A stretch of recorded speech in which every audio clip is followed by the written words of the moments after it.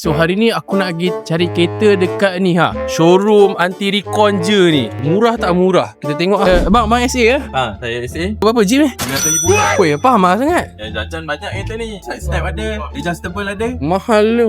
Weh, abang cakap Kelantan Aku cakap Kelantan kan. Aku rasa aku boleh dapat diskaun Be. Tu Jeep tu apa ya tu be? 278 tu. 278 je.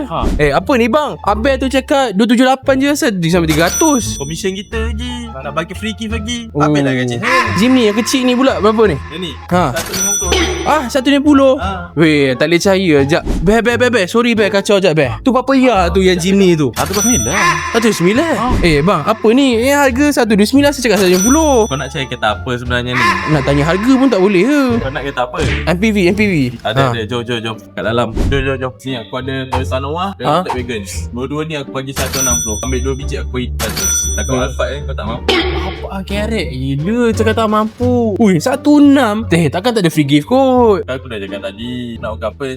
Aku tanya Abel ni sekejap tepi. Betul ke ni? Step wagon dengan boxy ni 160? Mana ada 150 Tadi Abel tu kecek tak ada free gift. ada detailing, free service Free service berapa kali? sekali lah. Tapi tinted saya bagi. Abel ni boleh bagi tinted, free service, siap detailing. Tak boleh bagi. Kata aku lah.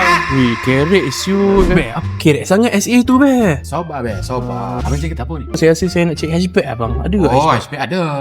Jom. Okey ni 180. Oh, yang ni jahat balik Kelantan Pandai terbawa. Apa ya ni Tak boleh saya bagi free service, detailing, tinted. 170 lah. Pasal dengar awak dia. Tak ada beli.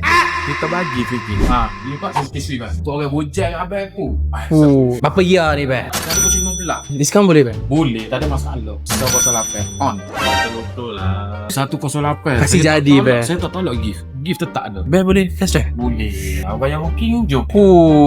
Si test drive. Mana boleh. Down payment lah. Saya punya kata-kata semua kawan juga. Terima kasih Saya booking. Kita test drive sekarang. Okey, kalau saya demo nak cari Suzuki Swift, mari jumpa Abang dekat Prime Wisma Jaya.